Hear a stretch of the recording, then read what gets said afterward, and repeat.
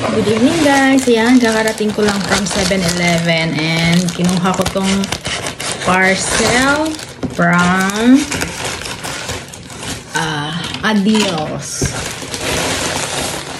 Ayan siya. Oh, so cute. Diba? Hindi ko na siya isusukat.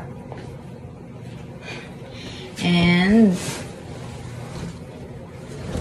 ayan. Ang cute.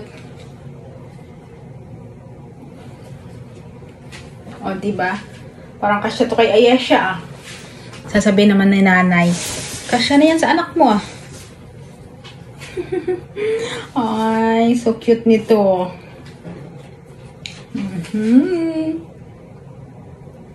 Wala lang, nagandahan lang ako sa summer ngayon, kaya bagay na bagay ito sa black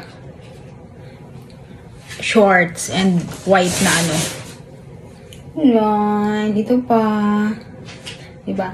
Magaling talaga akong pumili ng mga damit, lalong-lalo na sa online, kasi yan talaga yung hilig ko. At alam ko na sasakto yan sa akin. Ito lang ang isusukat ko, yung dalawa. Oh, so cute. Kasya na to sa anak ko eh. Sasabihin na nanay, nako. Pwede na yan sa anak mo, huwag mo nang isuot.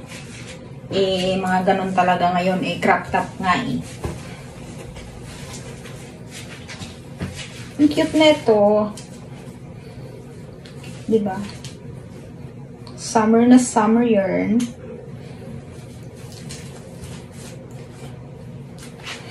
Bulaklakan yarn. Ay, ang cute! Ang cute niya. Sobra. Ayan o. Wow. I love it.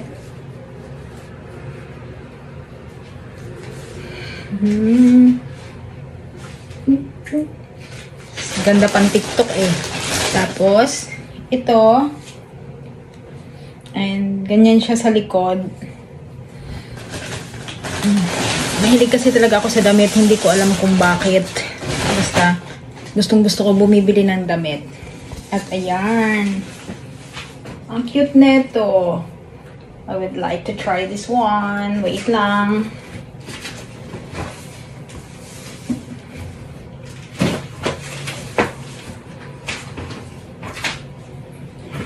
Hindi ko alam kung parang palda siya, pero we will try. Ay, oo, palda. Yun. Pwede kong isuot sa day off ko.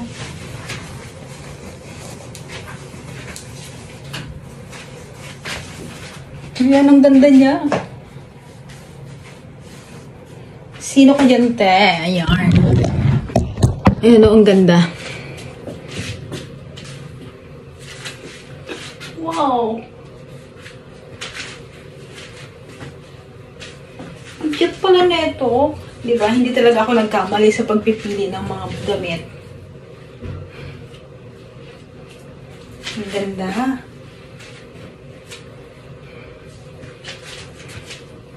Thank you, Adele.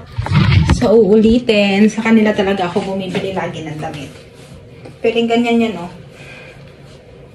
Tapos, ito, ganyan.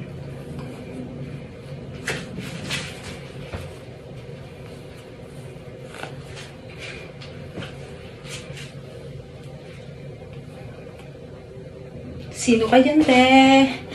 Ang cute na ito. Promise. Ayan. At yan lang yung laman ng aking parcel for today's video. Thank you po.